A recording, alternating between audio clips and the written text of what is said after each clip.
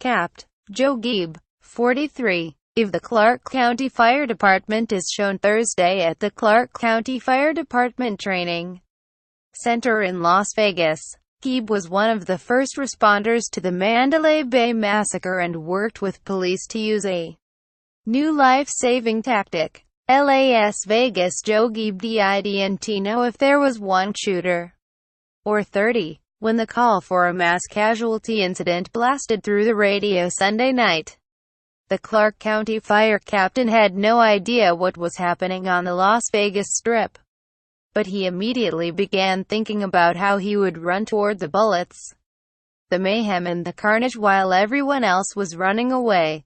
He quickly donned his flak vest and the helmet designed to withstand rifle fire and gunshots. Then he paused as a group of armed police officers created a protective bubble around him and other firefighters. Moving as one, the team hurled itself into the center of the chaos. Subscribe to the Post-Most newsletter. Today's most popular stories on the Washington Post. He knew the officers had my back, and I would have had theirs. Geeb said, "We're going to go in together, and we're going to come out together." Relationships between the nation's police and fire departments can range from friendly rivalries to downright acrimony. In Las Vegas, officials are confident that an innovative effort requiring both agencies to train together to respond to active shooter incidents saved countless lives in the massacre that left 58 dead. Fire departments traditionally have waited on the sidelines of shooting scenes until police declare it's safe for medics to go in and treat victims.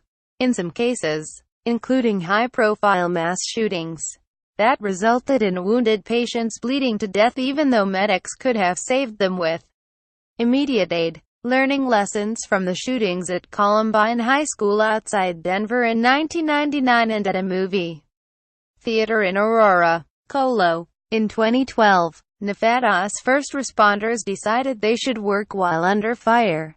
We saw from the reports of how these people died in the lack of interaction with the police departments, and we knew we had to fix that, Clark County Fire Chief Greg Castle said Thursday.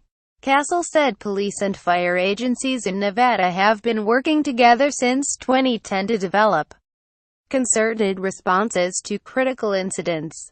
But Sunday was the first time their years of training and drills deploying rescue task forces played out in real life. An agent walks out of Mandalay Bay Resort and Casino, where Stephen Paddock, the gunman who killed 58 people and wounded more than 500, stayed Sunday night, using his room as an elevated shooting position.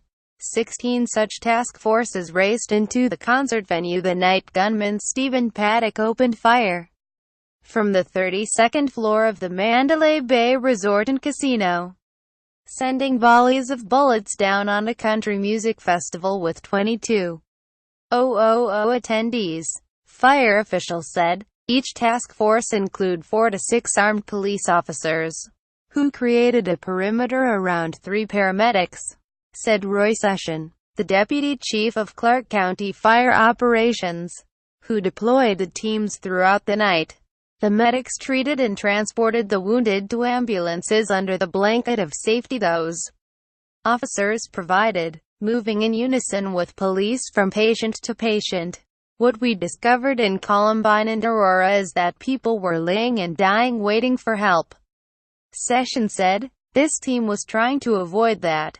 The fire department has trained with police on skills including kicking down doors and treating patients in simulated live fire environments, with blank rounds fired to ensure medics learn to do their life-saving work while disrupted by the sound of gunfire. SGT. Brandon Clarkson, of the Las Vegas Metropolitan Police Department, was one of the many officers who stood shoulder to shoulder with firefighters at a Clark County Fire Department news conference Thursday to discuss Sunday's rescue efforts. A decade ago, officials said, it would have been unusual to have even a single police officer at a fire department event. We have a joking relationship and a friendly rivalry. But when it comes down to it, "We know we are there for each other," said Clarkson, who heads the police department's efforts related to multi-assault counterterrorism action capabilities. Las Vegas Metropolitan Police Department SGT.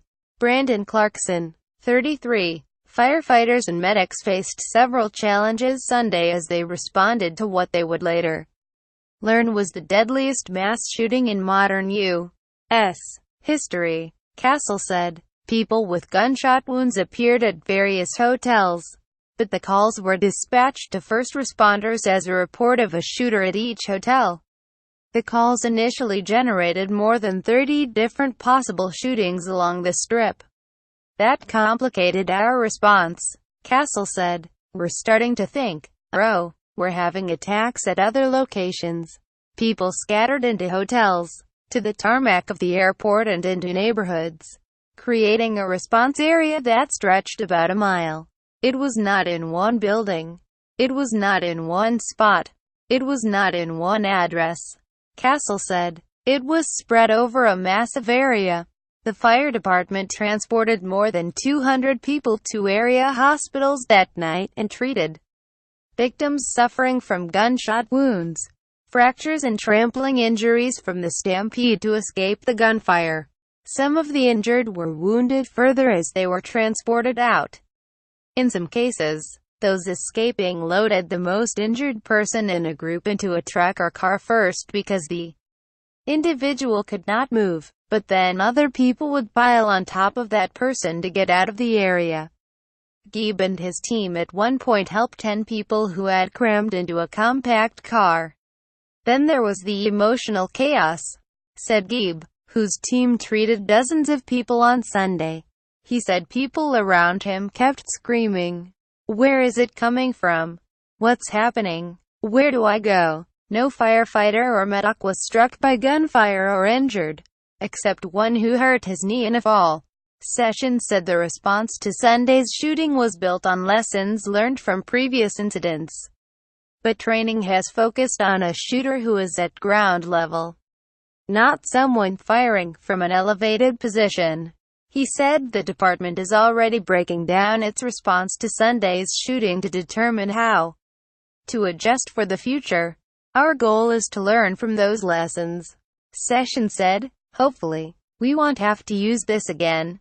Castle said that since Sunday's shooting, law enforcement agencies and emergency officials from all over the world have contacted him to commend him on the department's response and to ask for advice on how they can emulate it in the case of a similar incident. Although Sunday's shooting was nothing for which anyone could have ever planned, Castle said, it was something police and fire were ready to handle. It all came down to preparation and relationships. Castle said, "We love our cops, and they love us." Castle said, "That paid off for us the other night."